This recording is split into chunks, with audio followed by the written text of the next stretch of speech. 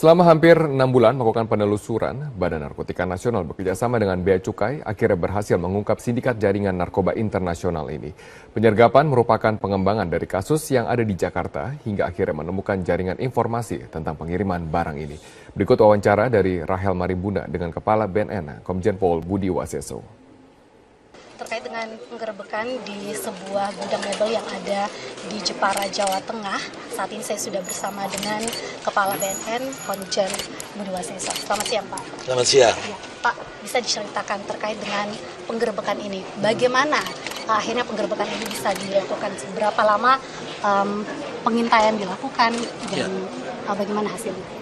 Ini adalah satu pengembangan yang kita dapatkan waktu di Jakarta. Dikembangkan, kita melakukan penelusuran ini kurang lebih hampir 6 bulan lamanya ya, dan kita bekerja sama dengan Bea Cukai ya untuk menelusuri ini, karena ini barang ini diimpor langsung dari China direct ke sini ya, dan itu sudah kita temukan waktu bulan Desember, cuman kita belum bisa mengetahui siapa pemilik barang ini.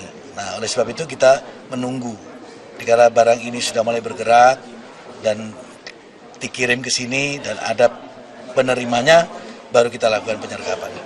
Nah, ini sebenarnya pengembangan dari kasus apa atau jaringan apa sebenarnya yang bermain? Ini adalah masalah jaringan Pakistan yang kita kembangkan ya. Dari kemarin yang kita temukan di Jakarta, terus kita kembangkan, yang pada akhirnya kita menemukan jaringan informasi tentang pengiriman barang ini dari China. Sehingga kita tunggu pada saat itu, ternyata dikirimnya ke Jawa Tengah. Ya, barang itu. Kalau dimaksud ini jaringan dari Pakistan, berarti ini Pakistan direct langsung ke tempat ini atau bagaimana? Tidak, pelakunya orang-orang kelompok Pakistan, tapi barangnya dari China.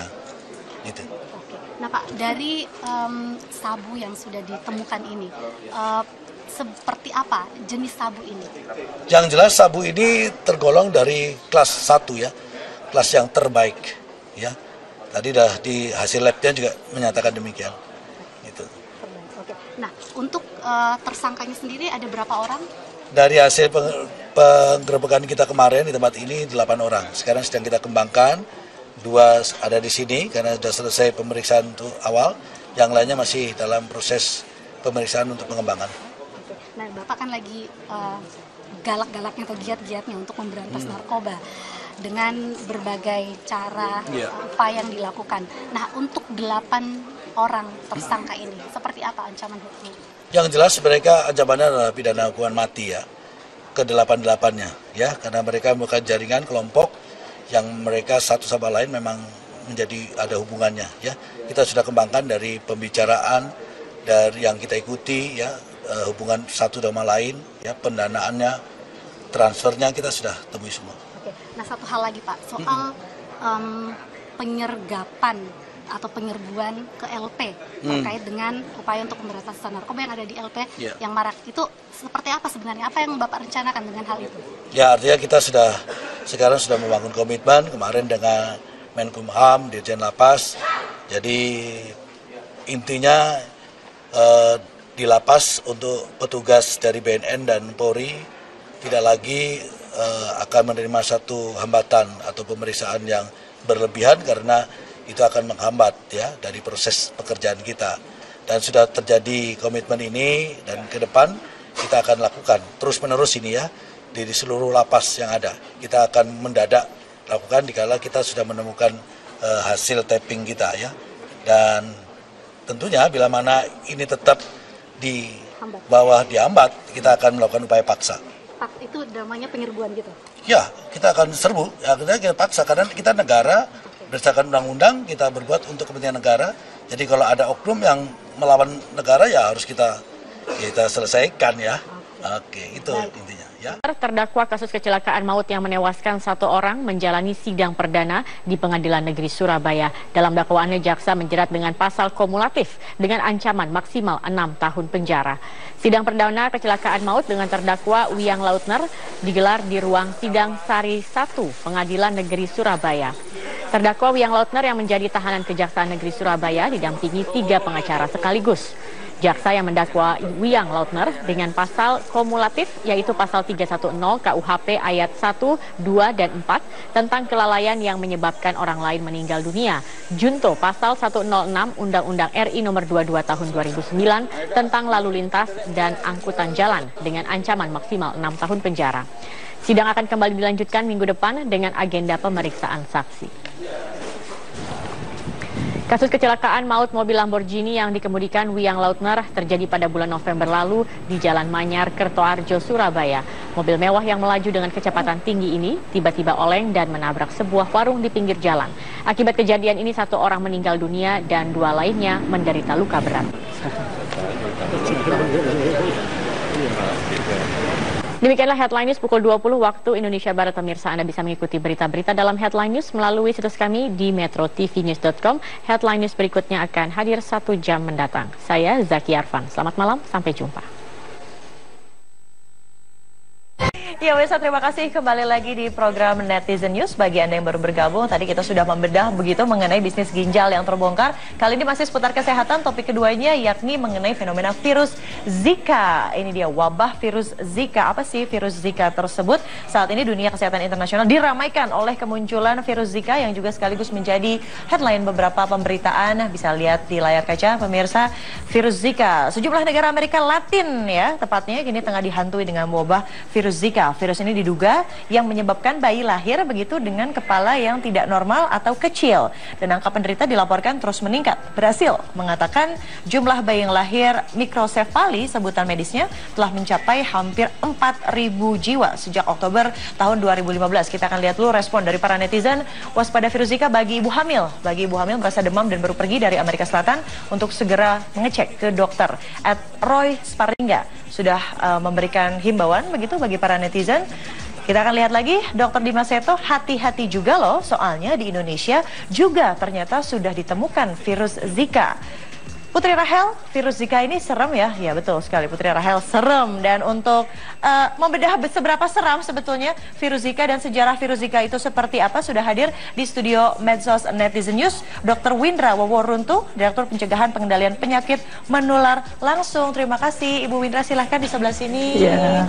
Ibu sudah hadir di studio Netizen News untuk dikonfirmasi. Beberapa hari terakhir kita dihebohkan begitu dengan virus Zika, lalu kekhawatiran tentunya bagi para ibu hamil yang mungkin menjadi netizen atau menjadi pemirsa, bisa diceritakan dahulu apa sebetulnya sih virus Zika itu?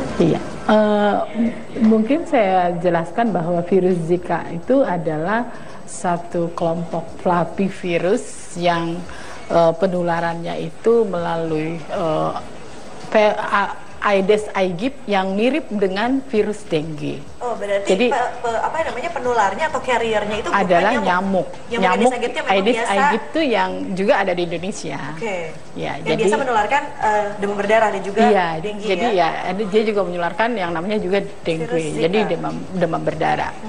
Berarti ini kan gejala-gejalanya apakah memang mirip dengan demam berdarah atau seperti apa? Iya, sama. Seperti juga dengan demam berdarah yang sekarang kita lihat di masyarakat bahwa demam sakit kepala, kemudian ada bintik-bintik merah, kemudian bisa juga dengan gejala sakit sendi ataupun gejala lainnya. Jadi dia tidak spesifik seperti, tapi dia mirip dengan demam berdarah. Oke, ini kan yang lagi ramai itu kan di Amerika Latin. Latin, nah, betul. Di Indonesia tadi ada yang mengatakan netizen, Wit, ada loh di Indonesia sudah ditemukan. Benar. Peredarannya di Indonesia seperti apa dong? Sebenarnya secara tidak langsung ya. Jadi sebenarnya kebetulan ada survei yang dilakukan di Jambi pada tahun 2014. Mungkin Prof. Hera tadi malam sudah menjelaskan juga bahwa pernah dilaporkan di Indonesia satu kasus virus Zika ini pada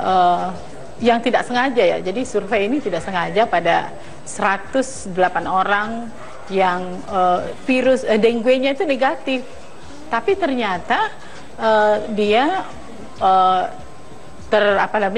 dikonfirmasi bahwa ada positif Zika di Indonesia. Nah, disitulah pertama kali Indonesia melaporkan bahwa ada satu Virus kasus Zika. Satu kasus ya? Satu kasus. Di Jambi di tahun 2014? Di Jambi 2014. Itu pun tidak sengaja karena memang sebenarnya survei. Lagi survei. Oke, nah tadi kalau kita lihat juga diwaspadai adalah ibu hamil. Nah kalau jenis kelaminnya pria dan juga tentunya pria tidak hamil dong ya, pria dan lainnya, anak-anak seperti itu apa namanya simptom yang paling kelihatan dan juga risiko yang akan diderita oleh yang digigit oleh nyamuk Aedes aegypti tersebut terkait dengan virus Zika? Kalau virus Zika seperti yang kita lihat di dunia yang sekarang melaporkan, tentu kan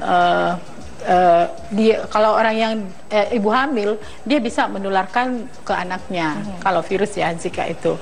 Tetapi beberapa kasus daripada yang dilaporkan itu sebenarnya belum ada bukti yang kuat bahwa misalnya kalau dia terinfeksi virus Zika maka anaknya itu menjadi mikrosefalus yang disampaikan. Yang kepalanya kecil tadi ya. Yang mikrosefalus. Kemudian ada juga gejala lain seperti Guillain-Barré syndrome. Apa itu juga syndrome? jadi seperti gangguan saraf. Jadi memang tidak spesifik. Jadi itu pun juga belum dibuktikan bahwa virus Zika itu menyebabkan itu mikrosefalus ataupun ini. Jadi sementara dalam studi, jadi WHO juga sudah mengatakan bahwa masih dalam penelitian. Nah dalam penelitian memang masih ya, tapi apakah katakanlah sudah ada sosialisasi dari Kementerian Kesehatan untuk, hei masyarakat waspada ini ada virus Zika loh di Indonesia, begitu dok? Oke, jadi sebenarnya untuk virus Zika ini kan seperti dengan demam berdarah. Jadi kita pun juga sudah punya lesson learn tentang kalau virus Zika ini. Pembedanya apa nih sama demam berdarah? Kan kalau kita tahu demam berdarah misalnya ada bintik-bintik, lalu ketika melakukan tes ke lab trombositnya turun begitu. Nah kalau